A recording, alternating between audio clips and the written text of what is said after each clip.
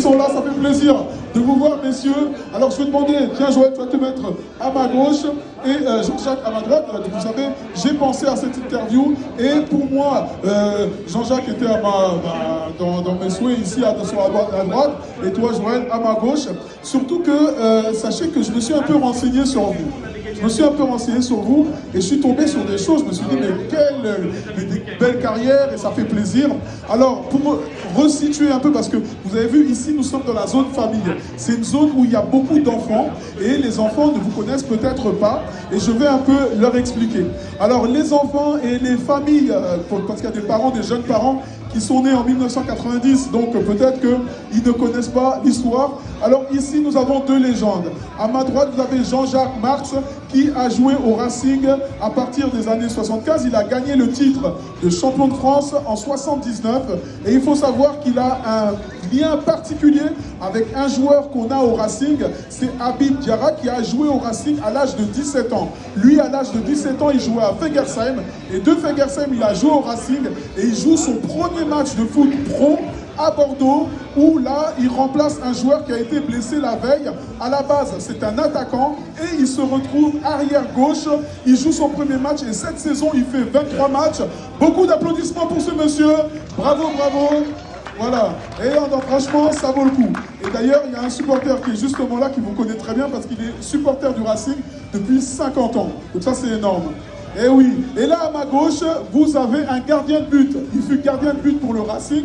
Alors il faut savoir, pour la petite histoire, je me permets, nous avons un gardien qui a marqué l'histoire du club qui s'appelait Sanson.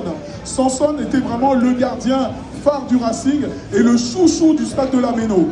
Et il se trouve qu'il a été recruté pour prendre la place de Sanson.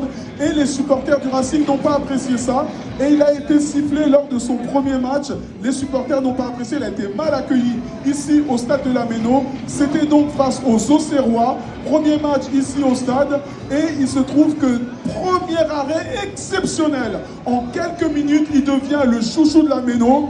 Pour vous dire, j'avais 10 ans à l'époque, j'étais au stade et j'en garde un bon souvenir parce qu'il était tellement incroyable que moi qui rêvais de devenir un joueur de champ, il m'a fait changer d'avis. Je suis devenu gardien de but et à chaque fois je me prenais pour Joël comme un bœuf. On peut l'applaudir très très fort.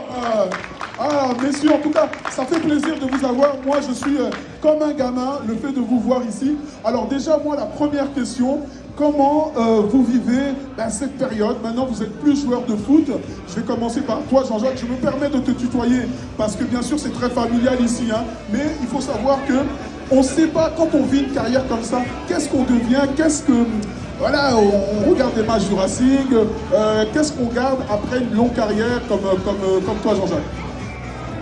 Ce qu'on garde surtout, c'est l'évolution du football. Je crois que maintenant, quand on voit le football aujourd'hui, c'est important. Je crois qu'on est toujours encore tout ça dans le Racing.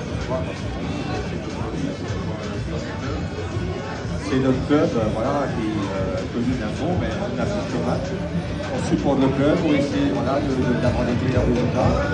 Et voilà, après, le football, c'est sûr, et il faut faire beaucoup de choses, on est là des passes, on a besoin de la retraite.